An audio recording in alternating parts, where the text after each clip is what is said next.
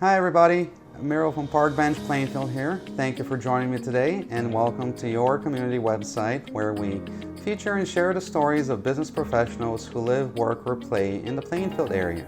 Today my guests are Ron and James Hill and they're the owners of SUDA International Martial Arts Studio.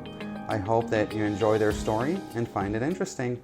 Hi Ron, James, thank you so much for inviting me to your dojo today and hanging out with me and giving us a chance to get to know you a little bit better. Awesome. So why don't we start by you telling us how did you get into martial arts? Oh, long story. My father actually trained martial arts right after World War II. He was in Guam, he was in Japan, he was in the Philippines, so picking up martial arts in the Army Air Corps actually. So it was before it was the Air Force, so it's not long ago. So right after World War II. So he was into martial arts, and basically he started teaching us a little bit of stuff as we were like 4 years old. I have an older brother that trained as well. So it's pretty much been a family tradition. After that, we kind of took it to a different level. After my father started us, we trained with everyone that we can get our hands on during the time. So that was kind of like our genesis of training martial arts. Right. What about you, James? How did you get into the business of martial arts? I'm 4 years younger, so I'm the youngest. So okay. It's kind of when you got older brothers doing it in the house. You gotta do it. You follow in his footsteps, right? Pretty much. I mean, plus I enjoy it for myself as well, but that was obviously a big influence also.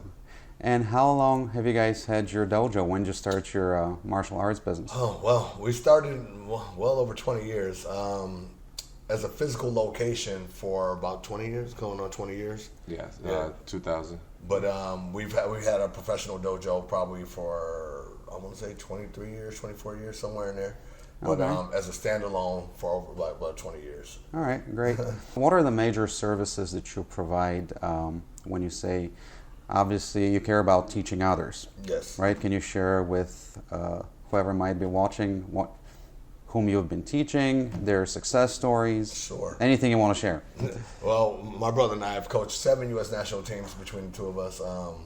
We've coached everything. So everything from Sambo to Jiu-Jitsu to Pancration, which we're going to Rome for a couple months from now.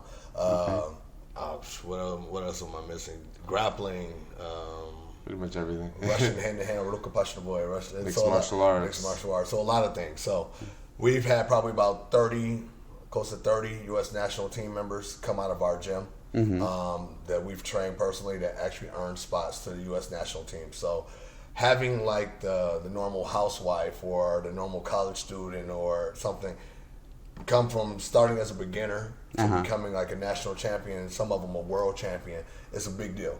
So like that is kind of like one of the biggest things that we've ever done. Like I said, we've been all over the world coaching, and like a lot of these guys have come strictly from us, from a beginner all the way to world champions. So your gym is open to anyone, not just an athlete or a professional. You can be, it could be your first time walking through the doors and you've never heard of martial arts before. Absolutely. And they could come up, sign up with you and get going. From kids all the way to adults, more seasoned adults. I don't like to say older adults, but more experienced human beings.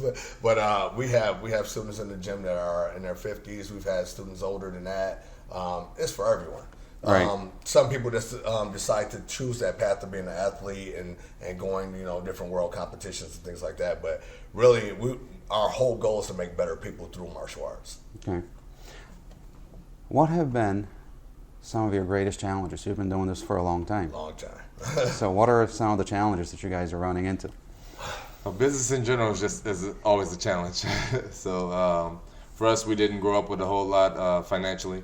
So everything that we've accomplished and stuff has been through hard work and not through anyone like giving us a leg up or anything. So that's always a challenge because we have to be innovative in how we develop our resources to be able to do this. And with business, you're always going to run into ups and downs and highs and lows, and there's always going to be some kind of challenge at your door. But it takes a special person to be an entrepreneur, and we've stepped up to the challenge for this long. So, So what advice would you give to somebody who's thinking about starting their own business? I love that question. I'll let you start, dude. I'll start with education. I mean, for one, you have to know who you are. because it's definitely not for everyone. When you run your own business, it's about what you do that's going to generate a result. Whereas if you work for another job, maybe you can get some time off, and someone else is going to fill that void. If we don't perform, we don't eat. So that's a big part of running your own business, especially if you're not working another job in addition. Some people will start off that way, and we start off that way as well, working another job and then also doing your business part-time. But once you go full-time, it's all on how you perform that's going to determine how well you're able to do. Right. I would say education, which doesn't always have to be through school. Education through school is definitely helpful to get you a good base, but you can start as a kid and go and look at books. Nowadays you have the internet. Obviously, you have to cross-reference because there's a lot of plenty of resources, without a doubt. Exactly. So no more Dewey Decimal System and going to things like that. But and I think that's also a challenge for today's population, is because they have so much information at their disposal. Right. That it's almost too much. It's almost overwhelming, and they don't know where to look or how to assess that information. And we still have libraries, right? Absolutely. I mean, they're still open to the public. Exactly. Absolutely. And they're still free. So Exactly. there's no shortage of resources. It's almost no excuse not to get educated about what you're trying to be or what you're trying to do. So you have to just, if you are going to do it, you have to be determined that you're going to find out everything you can about what you're trying to do, and continue your education all the way through. So there's always something new that we're learning. Things are always changing, and you'll see a lot of businesses that are more like dinosaurs that kind of die out over time because they don't evolve and continue with the changes of time. I could not agree with you more. I think there's a starting point, but then you're on a journey, and there's no end. You just keep going, you keep learning, you keep improving and adjusting. Because like you said, the second you decide that you've learned everything, just like the dinosaur, you'll be gone. You are done. You'll be gone. Right? You'll be gone. It's definitely one of those things where it's like you're evolving. Some of the things that you may have done like 10 years ago may have been very effective then, and then for like maybe 5 years it's no good. And then like once you get to another 7 years, you may re-implement that, and it may work famously. So it's like just having an experience to be like, okay, maybe this will work this time. It didn't work at this time. Maybe we can implement something a little bit different to change it a little bit, and then reevaluate how it works. That comes with the education part. So it's like actually figuring out what will work. The music industry is not the same as it was 10 years ago. Oh, sure, of course. Some of these kids get online and they become millionaires in a year. They get a large following within a year. That would have taken them forever to get a music contract back in the day. So it's the same thing with any business. It's like we have to kind of stay evolve with the trends, but we also have to keep some of that old information just in case we need to implement that as well. What are some lessons that you've learned that you would like to share with some folks? Some of the biggest lessons are learning about yourself. So you learn some things about yourself that you may not have known that you had, or you learn your limitations. You learn how to basically deal with the pressures of running a business. So for me personally, I know I'm resilient. I know he is as well. We're resilient because, a lot of the years, sometimes you're getting your butt kicked.